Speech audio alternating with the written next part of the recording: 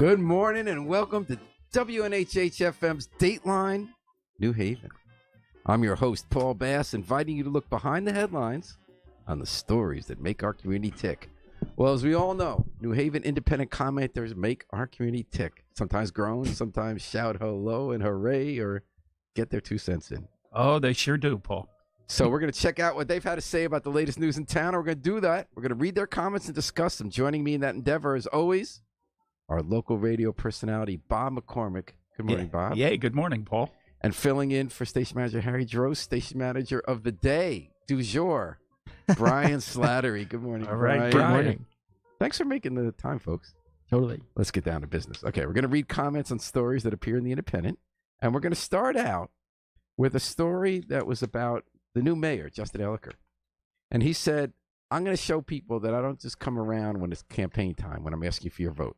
I'm going to go back out and walk around and see how you're doing, ask what I should do. So he went out in Dixwell neighborhood on a walk with the cops who patrolled Dixwell. And the first comment comes from Razzie, who works in Dixwell Plaza. So he has a perspective, and he's been in that area for decades. Bob, what did Razzie have to say? It's a great photo op for the mayor, and it will serve to remind him that the Dixwell-New Hallville area will present his greatest challenges to a successful first term. With the amount of new developments and new construction taking place in Dixwell, New Hallville, Science Park, 201 Munson, and surrounding neighborhoods, the issues of economic, cultural gentrification, and affordable housing will have to be adequately addressed in a manner that maintains the cultural integrity of the existing neighborhoods and preserves the rich legacy and of the past. It is not sufficient to view Yale University's expansion into the neighborhood as a done deal. That kicks the existing community and the economy to the curb.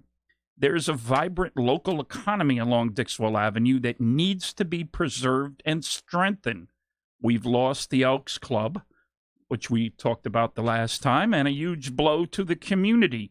All the developers who are lining up to get a piece of New Haven's land grab need to be reminded of the need to give effect to local community needs for affordable housing and local commerce with living wage opportunities. Carl Gofield, the former president of Board of Alders, wrote, Justin, pace yourself, I guess in reference to all the things he's been doing. 3/5. He's one of the classic commenters in the Independent. Brian, what did 3/5 have to say about this? He said, "We were just having a small debate about what the future is going to look like," said Jerome Perkins. In particular, he said the group was discussing Concor's imminent transformation of Dixwell Plaza and how they hope that the future include rooms for neighborhood stalwarts like themselves who had little money and less political influence, but have lived and worked in and around the neighborhood their whole lives. The future is going to look like a lot of you better keep your bags packed because the mayor of you will be pushed out and gone. I want you Negroes to read this. The new owners of what once was the headquarters of financial services firm Hire One are looking to boost the occupancy rate of the 145,000 square foot building by adding much needed laboratory space for biotechnology companies. Winchester Partners, a joint venture of Twining Properties, L&M Development Partners, and the Goldman Sachs Urban Investment Group closed on its purchase of the building at 115 Munson Street at the end of August. Winchester Partners purchased the building from Blackboard Inc., which acquired Hire One in 2016 and ultimately moved the company out of the building. A 156-page report released earlier this year identifies a lack of lab space as one of the reasons the biotech industry in Connecticut is not achieving a larger employment and economic impact. If the recommendations contained in the report are followed, biotech could add 6,000 jobs to Connecticut's economy over the next decade. Now notice this, Negroes. Goldman Sachs Urban Investment Group. You know what urban means, code word for the hood. Notice this, Negroes. 115 Munson Street and biotech could add 6,000 jobs to Connecticut's economy over the next decade. Now, where do you think some of those 6,000 workers are going to live? Most of them will live at those apartments. 201 Munson Street, and the apartments around Munson Street, due to the fact they'll be able to pay that big rent. And just as people aren't looking at this, we point out 3/5, who is black himself, When he says Negroes, it's not Negros. Yes. It's KNEE-GROWS, which is kind of put down within the community about who's supporting what kind of development. And what Brian was reading was three-fifths cut and paste. The first paragraph was from an article, then he comments. The second part was from an article, and he comments. It's a lot to unpack here, folks, both from Razzie and three-fifths, because Dixwell is undergoing the biggest change in New Haven in addition to downtown. People haven't really noticed it, but Razzie mentions it and three-fifths. Dixwell Plaza is being taken over by Concord. Dixwell Plaza was largely empty or run down. Concord is being called Yale. In fact, it is led by some prominent members of the black community. Carlton Highsmith, who's a funder, Paul McCraven, Eric Clemens.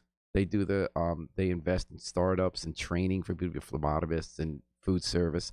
So they're taking over Dixwell Plaza and the Elks Club, which was running out of money, which sold the building so they could buy something smaller and stay in business. They've lost 3/4. So will there be small businesses in the plaza? They haven't revealed their plans, but our understanding is they're going to build it up bigger so that it will be small businesses and a lot of housing. Now, we talked about the Elks Club. What's So the Elks Club, Gary Gary, who runs it, was telling me, not Gary Tinney, Gary Hogan, was saying that almost all their members are gone. They didn't have any money anymore. So they almost lost it to foreclosure. So now this Concord is buying up the plaza, so they gave him a good price. And this gave them money so they could buy something smaller and keep it up so they can keep the club alive. I mean, this stuff's all complicated because there's no question there's change coming to Dixwell. But if you look at it, it's coming to vacant spaces. So they keep talking about 201 Munson. That's going to be 400 new apartments almost. They're going to be market rate except for 10%. But that's on a polluted old factory ground. It was empty. And then you got the Q House going up across the street. Which is for the community, including a bigger place for Stetson Library and the clinic. The health center, yeah. And what Three-Fifths was talking about is that in Science Park itself, an empty factory was turned into a home for a fast-growing New Haven business called Higher One that then went out of business. So Goldman Sachs invested and bought an empty building, and they want to bring tech jobs there. So one argument from within the community is, well, that's not for us, and they'll live at these new apartments we can't afford. The other argument is everybody else has a better chance of keeping their house because their taxes won't go up because we'll get new tax from that stuff, and those 6,000 people will support neighborhood businesses, and there's stuff happening where there wasn't stuff before. Another part comes back and says that doesn't matter because in the end you're bringing a whole bunch of people who will culturally make it like their neighborhood. But then the other side comes back and says that black people with a track record in the community are going to make Dixwell Plaza something big again, and we have a lot of people in the neighborhood. That benefits everybody.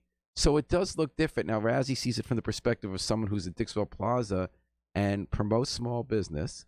And, he's wondering, are we going to stay here? Or is he quoting from Three-Fifths is quoting the artist, B. Wack, who's been there forever. Does B. Wack get to stay? I hope B. Wack gets to stay. That would be a good message to the Concord people. But what's your guys' take on this? Well, here's my question to you, Paul. Here? My question to you is what happens to the small business guys like Mid-K Beauty, the pizza, the Spanish food restaurant? Which for the most part are not African-American and not neighborhood owned. So you have a few storefronts there. Mm-hmm. You have mostly empty, especially when Stetson goes across the street and Cordell, remember, they never filled in the C-Town. Right. So for the majority of the space will have been empty and run down. Now the Great New Haven Business Professional Organization is there. I'm hoping they get to stay. They're in the basement. They do a lot of training and programs there. As you mentioned, there are a few businesses geared to the black community, like the hair products place and the Mid-K Beauty.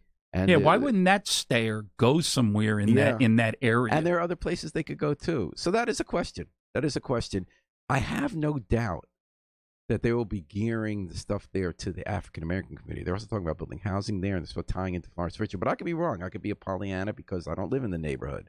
But, I mean, these are African-American people from New Haven investing in a shot old plaza and trying to make it something big again. But then again, other people say, if you're going to fill empty spaces with market rate apartments and bring tech jobs in, is that good or bad for the neighborhood? I mean, what do you think, Brian? I keep taking the long view about Dixwell and New Hallville. There's, this is probably, a function of being an arts reporter there, but I feel like it's one of those places that remembers the 50s, the 60s, the 70s. There are people there who know what that was like. And I find myself like weirdly optimistic about it, in part because I think people remember how it used to be, which is the same as kind of thinking about how it could be again. You know, it was a really sort of vital neighborhood. It's not coming out of nothing. It isn't. I think between the fact that there are a bunch of people who remember, you know, going up and down Dixwell Avenue and going to jazz club after jazz club after jazz club and having very palpable, you know, great memories of all of that, and the fact that the community is so outspoken, and even that we're having this conversation out in the open like this, I think that there's a chance that the neighborhood could be developed in a way that really I think it's amazing how much money's there. going in. Now, we left out the word Next Haven. Next I Haven was is one of about the to. most Yeah, you interesting took it out of my development. mouth. So Yeah, there you had the McAllister brick mill factory absolutely. that was empty Yeah. for years. Mhm. So they got investment to make it an artist place by this guy, Titus Caffer, who's African-American, came to New Haven for Yale School of Art, became worldwide famous. His stuff's in big fancy museums. He does work with Spike Lee, covers of Time magazine. He decided to stay in New Haven because he dug New Haven. And he did this. He decided to take this abandoned factory, raise the money, and they're going to make it this sort of happening place where artists live for residencies and do stuff in studios. They bring kids in from the neighborhood for classes. They do exhibitions and event. Now, some people do see that as gentrification. Like they did take over one property on the block. And other people see this as like what Brian just said, sort of a new version for the 21st century of the spirit and the culture that was that neighborhood. I think change is good and necessary. And if you don't change and evolve with a vision of what was there and you want there to be, you end up being stuck. For instance, I'm very much opposed to what the neighbors did to stop a zoning change on Dixwell Avenue. I understand what they were worried about, but the city wanted to revive all these commercial districts that are beat. And they said, we want to change the rules so that a little guy can invest. So someone lives in the neighborhood can invest and so you can have affordable housing. So they had zoning changes to make that easier. But activists who are so worried about the big picture that is accurate about gentrification saw this as gentrification, so they killed the change, which means that only gentrifiers can afford to build because they can afford to get zoning variances that they would no longer need to make more units. And if you don't build it denser, which the zoning change would allow, then you have to charge more for the apartments. So sometimes I think the very accurate critique of what's wrong in our society nationally gets grafted onto local decisions that have more nuance and sometimes come out the other end in reverse. Well, I just remembered that that area needed a supermarket. It always did. It had Capitol and then the Seatown. And then when Stop and Shop came in, that was it for Seatown. But an area like that needs the mid-K beauty supply. It needs food. It needs gas. It needs this and that. And I guess they figure, hey, drive a few blocks over or walk or whatever to Whaley, and there it is. I think you're right, though. There's need for other stuff. Like Concord, the guys these are all mad at, they just started a food, not a supermarket, but like a food business to get some stuff that's good for you, actually. They want it to be healthful. But you get like pizza they make nice there, but also groceries and healthful foods. And they hire neighborhood people and train them for the jobs. And that's on Ashman Street. Oh, okay. That's pretty cool. And I'm wondering if the neighbors in that area, you know, it will go for something. It'll be interesting. High tech. I'm going to call it high tech. What's high tech? Well, what will go in the plaza? No, I don't think it's You don't think it will be high tech? The first idea, which fell apart, was to use the Seatown for a media training outfit and cafe that would be staffed by people in Dixwell, and kids in Dixwell would come learn how to do TV. That ended up not happening. But I think they're looking at housing and small business. I could be wrong, but I don't think tech has anything to do with it. Tech is a few blocks over, Bob, and that's everything, which we're talking about Science Park. And that's what 3/5 was talking about. Higher one was tech jobs. They went out of business. They were supposed to be our Google. They built this beautiful headquarters with state money there out of an old factory. Then it went bust. So as 3/5 points out, Goldman Sachs investors went in there to try to get biotech in there because biotech's where jobs come. So if biotech jobs come, can they include people from the neighborhood? And can they benefit like Ricky D's Rib Shack across the street? Will it get more business if 6,000 people are working in a factory right across the business street? I don't know. I think so. Brian? Yeah, I mean, I come back to feeling optimistic about it in part because I think like too often these conversations about gentrification happen sort of after the fact. It's that the thing happens and then we talk about the damage that was done. And here we kind of have an opportunity to get it right. We haven't done anything quite yet. And it's all very out in the open and there's a spotlight on it. And I'd like to think that will make a difference in. And nobody's getting pushed out. Yeah, in making sure that doesn't happen, at least that it doesn't happen just overnight. And African Americans Americans are driving all the main changes, which I think is important. Yeah, from the community. But we're at the community of WNHH, your home for community radio, 103.5 FM, live streamed at NewHavenIndependent.org. And I'm your host, Paul Bass. We're looking at the comments from the commenters with Bob McCormick and Brian Slattery. And I think Darnell Golson. Here we go. Here's great comment from Darnell Golson. Why do I have people directly affected by these changes speaking about it? I grew up in that neighborhood. My aunt and uncle owned a store and record shop right across the street from the plaza during the 60s and 70s. This is interesting. My brother worked at the Q House. I just have to take a second here because on my screen I can't read the full comment. Oh, thank you, Brian. There are hundreds of folks like me who look like me available to discuss this issue, Paul. Though I like these guys, especially Bob, I'm surprised this panel looks so bright, and you're so right there. Darnell's basically saying, why are white people talking about what's happening to black people in Dixville? Darnell's right. Well, So true. Darnell is kind of right. He's totally right. I've hung around Dixville. Now, I will argue that two-thirds have. of the shows on this station have people of color hosting them. Mm-hmm. But he's totally right that is a limitation to this discussion right here. Yep. Point well taken. I loved hearing about his brother. I'd love to hear more from Darnell about what he thinks about the plaza and the future of the plaza, what he thinks of Concord, and what he thinks about the next Haven. So, Darnell, if you feel like writing in more, we'd love to hear from you, and otherwise love to bring you on the air. And Eric Mastriani says, good morning, New Haven. Thanks to all, and thank you for listening. Okay, let's take Darnell's point to heart and move to something that two other stories that affect people of all colors and all backgrounds. And your point's well taken about diversity, Darnell, which is why we make a point at the WNHH FM to have the majority of shows hosted by a variety of people of different diversity backgrounds. And thanks for that input. Let's talk about ticketing pedestrians. So there's carnage going on in New Haven, and it's by cars of pedestrians. We had 9 people killed by cars last year, drivers, pedestrians. And it's at one point of the year, it was more people than by guns. I think it was pretty close in the end. And drivers are almost never cited. They're never blamed in these things. We have a law that's supposed to protect, quote, vulnerable users like pedestrians. Never been used. In fact, last year, a driver admitted she was on her cell phone. She was speeding, and she ran over preschoolers walking in the crosswalk on Howard Avenue and got away with it. And the reason was she got a ticket, but she didn't get charged on this vulnerable users law. And they said it was because they only were sent to the hospital, but they weren't dying, so they couldn't say it was a serious enough injury to charge her under. So there's a problem going on. Everyone's worried about it. So the state said, hey, all you cities, this is happening everywhere, let's give you special money to have your cops go to dangerous intersections where people get hit and go out there and ticket and inform people, education. So New Haven went out and did it. Our reporters there, Alan Appel. And that day, the drivers were driving way too fast, that it was cold, so they didn't give any tickets or warnings to drivers. But pedestrians at Church and Chapel who were walking diagonally when they had the green walk sign in all directions, they got $93 tickets, 8 of them in an hour.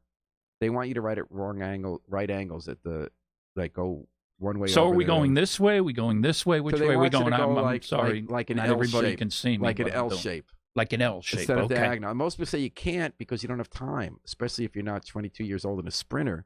You don't have time to go from one angle and the other because then it's already red again. So, and people didn't know about this, so there was an uproar in the Independent, and within hours the police rescinded the tickets. But there's this larger question that's more difficult about how do we stop the carnage?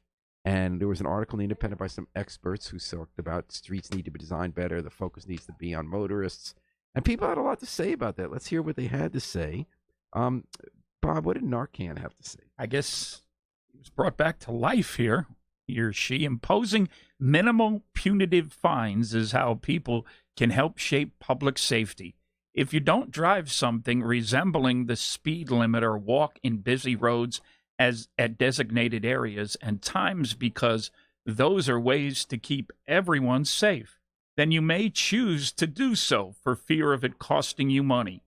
It isn't the motivator it used to be, particularly since the fines in our areas are disproportionately paid. Note, I say paid, not issued to, people from outside New Haven. Couple that with the worst offenders know all that is required to avoid the inconvenience of a ticket altogether is to simply not stop for the police.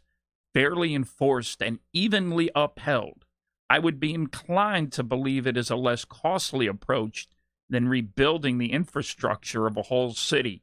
But that's not my idea of expertise. Okay, Brian, what did William Kurtz have to say? It's encouraging to see that a plurality of the respondents, about 40%, think that the solution is to crack down on drivers, which I assume means to crack down on drivers. There was a typo in the poll. He's talking about a reader poll. Oh, yeah. But we won't ticket our way to safety on our streets. A radical redesign is needed, one that prioritizes human-scale speeds and modes of travel, like walking and bicycling, over the single-occupancy automobile. 3/5 wrote, as I said before, to fix this problem, it takes cooperation of cyclists, pedestrians, and vehicle operators. Now, I looked this up. The Connecticut statute against jaywalking stipulates that any pedestrian who, quote, negligently or recklessly, close quote, disregards traffic signals or the signals of an officer, or who, quote, recklessly disregards, close quotes, their own safety, will be fined between $35 and $55. I believe in equal enforcement of motor vehicle laws. In fact, the other day, I saw a cyclist run into a baby stroller on the sidewalk. Him and his mother got into a shouting match. In fact, in the research I did, I found countries that enforce motor vehicle laws have less accidents. Look at distracted walking, which is on the rise. Now, let me say this. As far as the people who got tickets for crossing in the diagonal intersection, they've gotten warnings instead of tickets due to the fact they did cross and the pedestrian signal gave them the right of way. Again, to fix this problem, it takes cooperation of cyclists, pedestrians, and vehicle operators. Also, even if you do not drive, you should pick up a copy of the DMV driver's manual. Again, as I said before, to fix this problem, it takes cooperation of cyclists, pedestrians, and vehicle operators. Bob, what did engaged citizens say? Well, number one, I am still at a complete loss of understanding as to why city officials thought ticketing pedestrians was a good idea. Number two, Loesch and Olinsky are on spot on. They wrote the article. Oh, are spot on. We must break the car culture that has dominated our cities for so long. And number three, why oh why is it illegal to cross an intersection diagonally when all four sides get a green walk signal? Just look at Shibuya crossing in Tokyo. Never been there. They do it so beautifully. Intersections where all four walk signals activate simultaneously can be repainted to have what's called a pedestrian scramble marking. This law must be changed and our pedestrian crossings redesigned to allow for such pedestrian crossings. It's safe and more efficient than crossing at a 90-degree angle. Number four, have you guys seen the poor condition of the painted markings at our crosswalks? I mean, our city can be bothered to improve road safety with what is easily the lowest cost and lowest labor resource, paint. Number five, while on the topic of crosswalk paint, can I ask why our city has shifted away from the traditional zebra-style crosswalk markings? Think Beatles' Abbey Road album cover, and replaced it with just two parallel white lines. I'm guessing because it's cheap. I'd like to see the more pronounced, visible, and clearly identified zebra-style crossings in our city. They stand out more, are more visible, and are internationally recognized as the design for a crosswalk. Number four, lastly, can these street improvements please be made before I'm dead? At the pace our city gets things done, I'll be pushing up the daisies before anything happens. Well, I hope that he gets to live a long time. You know, I was reading these comments last night, Paul, and I'm saying, wow, everybody has something to say about jaywalking. And my dad got a ticket years and years ago in New York City for jaywalking. Wasn't that much back then, but, you know. Now it'll put you back. So you're right. People do have a lot to say. Brian. I'd never heard of New Haven police or whoever handing out jaywalking tickets. Well, you'll hear what some other people say about where they do it and who guts it. So, Brian, what did Pat from Westville have to say? The particular instance of jaywalking targeted that bitterly cold Friday before Christmas was truly ridiculous. How does crossing diagonally when automotive traffic in all four directions endanger anybody? Frankly, as a pedestrian, I feel safest crossing in that situation. When at least half of us pedestrians need to cross both streets, why begrudge us a more efficient and quicker way to cross? All you motorists seem to forget that we pedestrians are outside, regardless of weather, rain, wind, cold, snow, and ice, heat, and humidity, while you are safe inside your dry, comfortable vehicles. The jaywalkers that need targeting are those who saunter or dart into traffic when and where they feel like it. They are the ones endangering themselves and others. How about the Yale students racing across Elm Street between classes? The university tour leaders that assume that 40 or 50 people can just step out into the street regardless of traffic. The arrogance of sheer numbers. And yes, motorists most of all need educating. Recently, I was walking up Chapel and waited at the intersection with Park Street for that traffic to get the red light. When Park Street traffic had stopped, I started within the crosswalk to cross Park when an SUV started making a left turn at me, completely ignoring the very large sign at the intersection stating, "Vehicles turning must yield to pedestrians." These types of drivers need serious attitude adjustments. Well, WMAC HQ, handle for Bill McMullen, who does identify himself as the poster. He wrote this.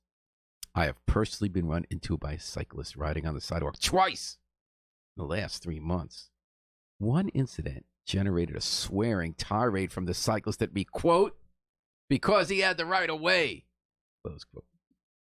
This is not true.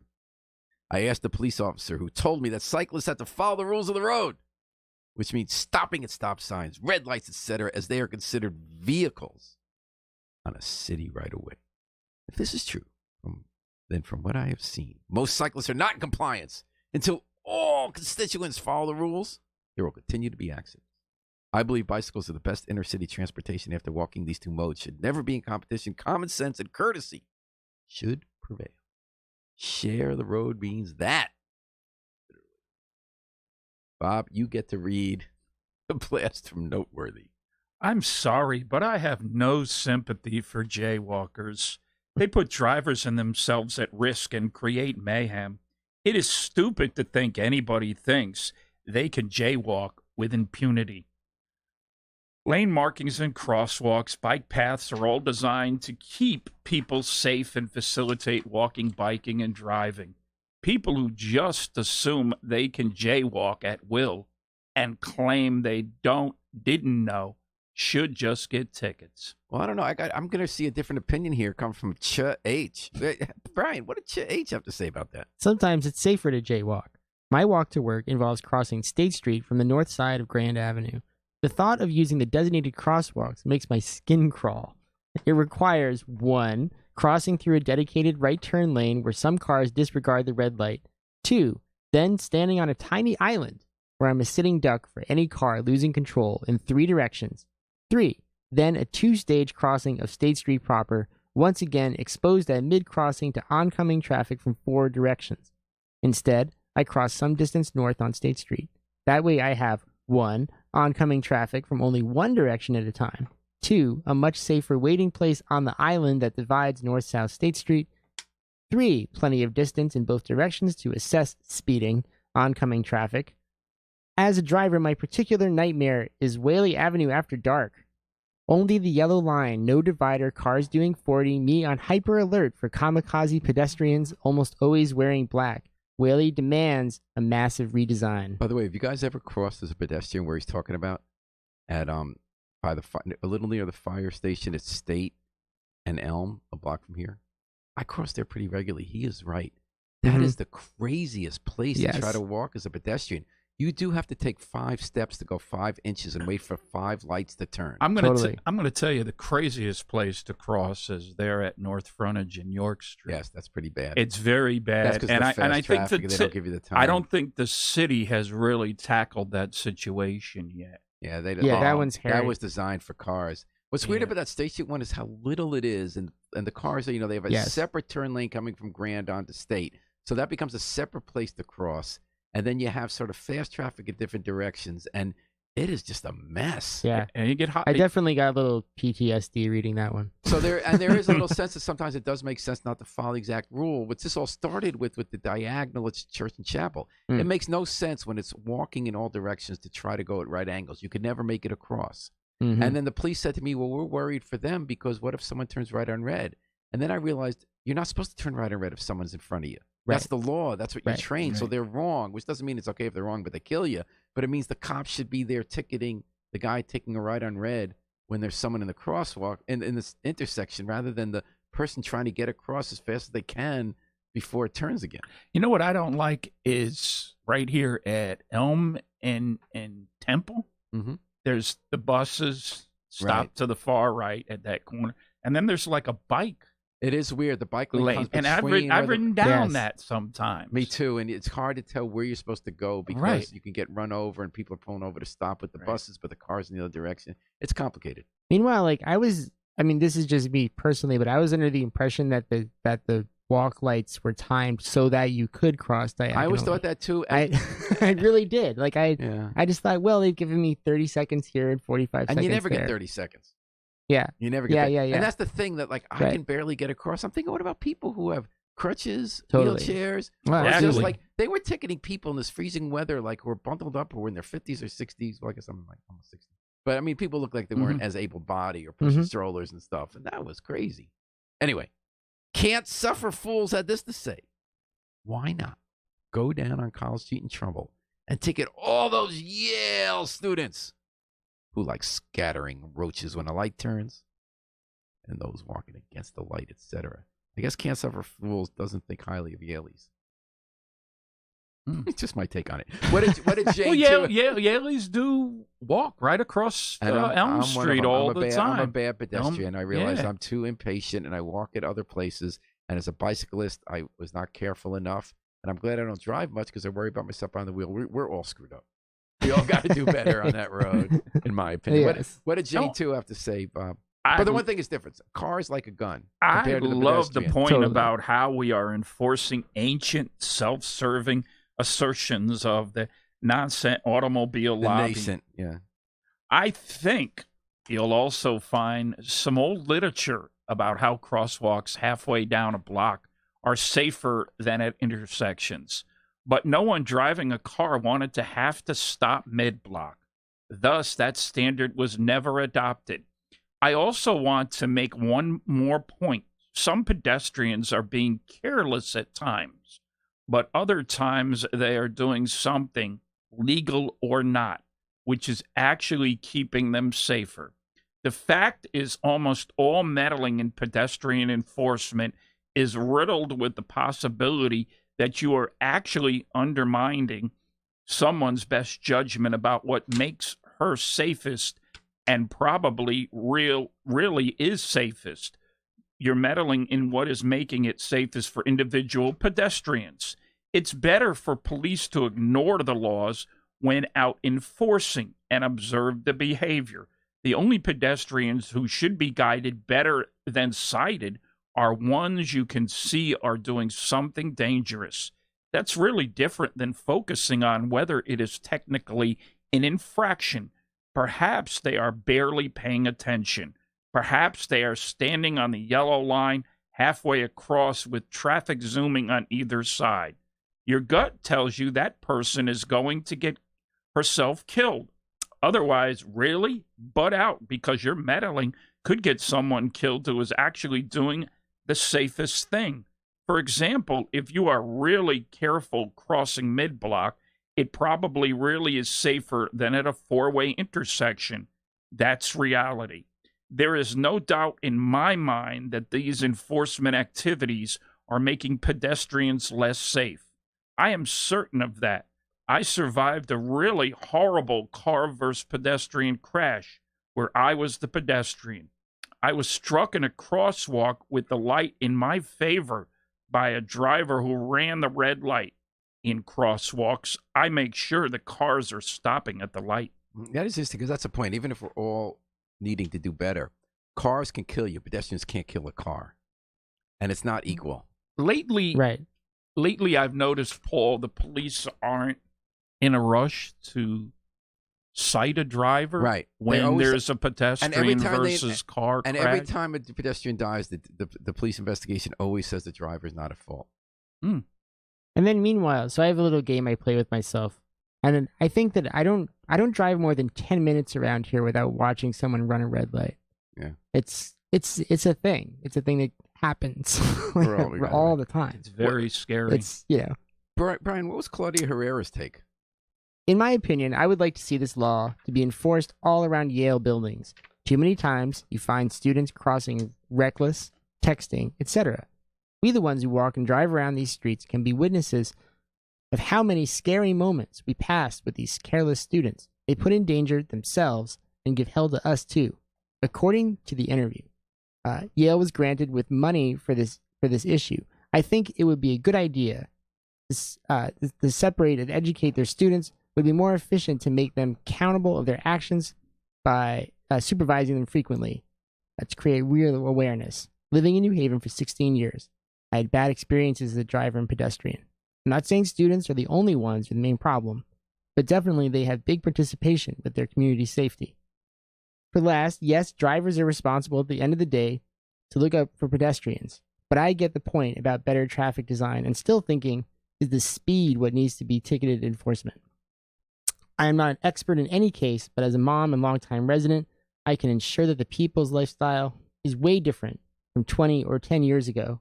Technology and volume of traffic are the big players here. DMH 464 had this to say.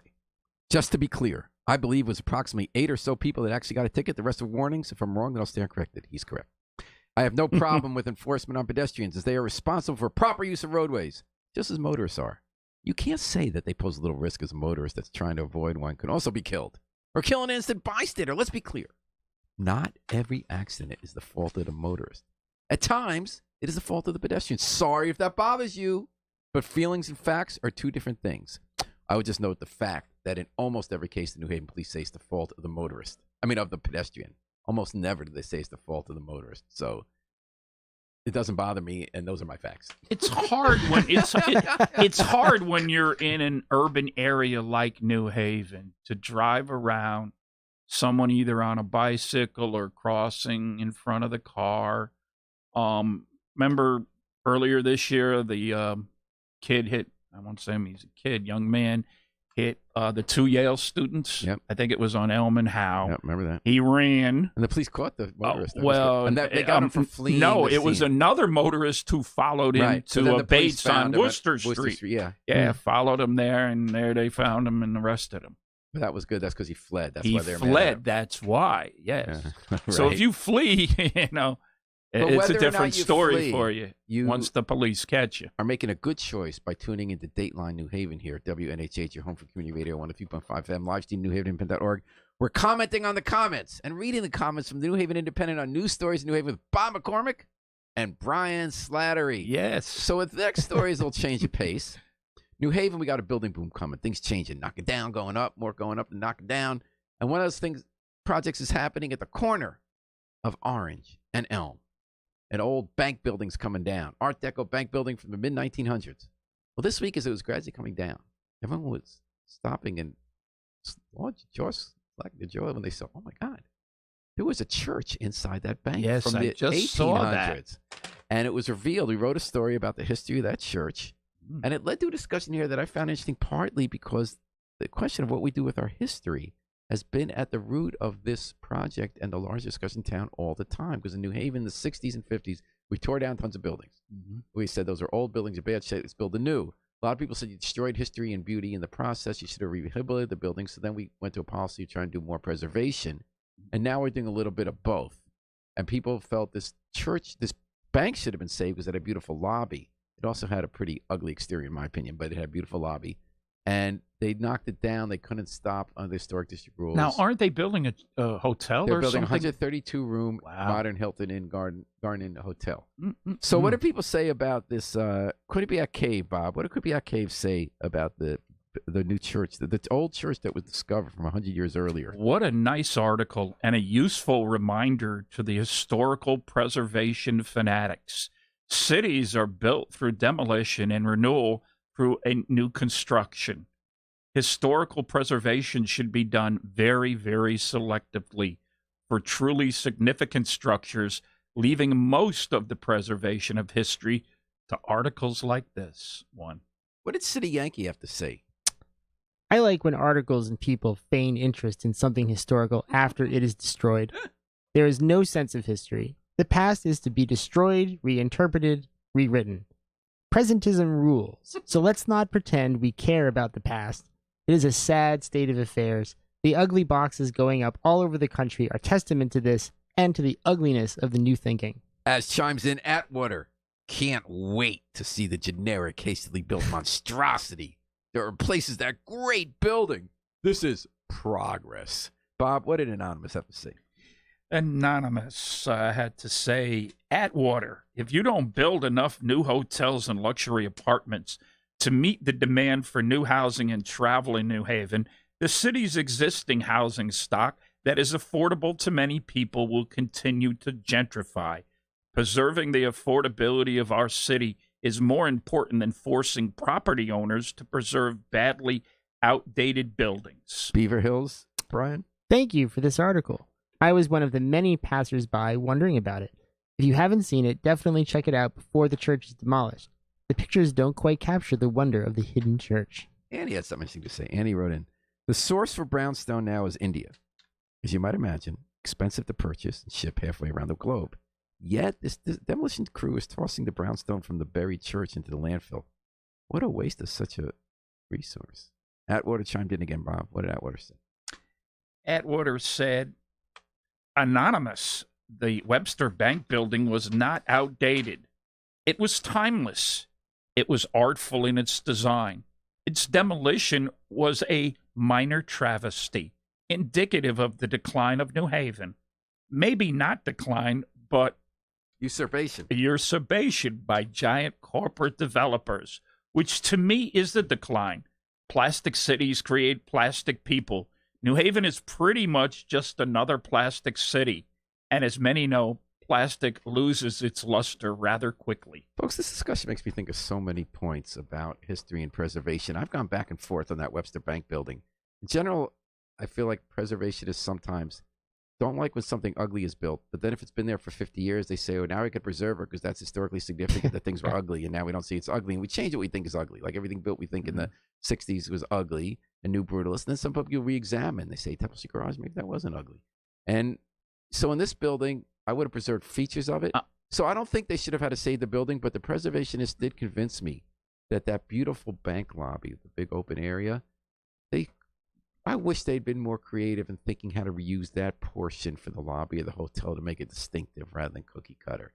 So I kind of ended up on both sides of this one, but I found the most interesting saying that cities change. Like there were 4 buildings within one there over time. When I looked up the history, when they first built the church, they got rid of some other building that was there. Then the Art Deco bank wrapped around the church because things changed.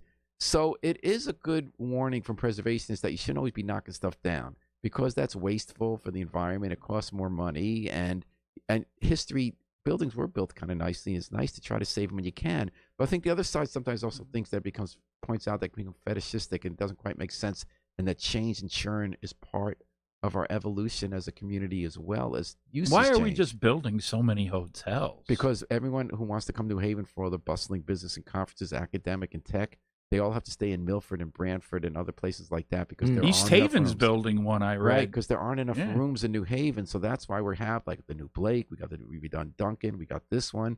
Now they're going to this week. We got news. What's going up on Crown Street? Pirelli Street. On Crown Street, there was a little hotel, like a boutique one, maybe across from the old Coliseum. The original plan for rebuilding on the Coliseum site had a big hotel, but now they're thinking of leaving it out. They're thinking that now that the old Pirelli building on Long Wharf, the Blake, the Hotel Duncan now is 132-room Hilton Garden Inn, that might, they believe, be doing it, and that you might not need to include that in the big project that comes in the.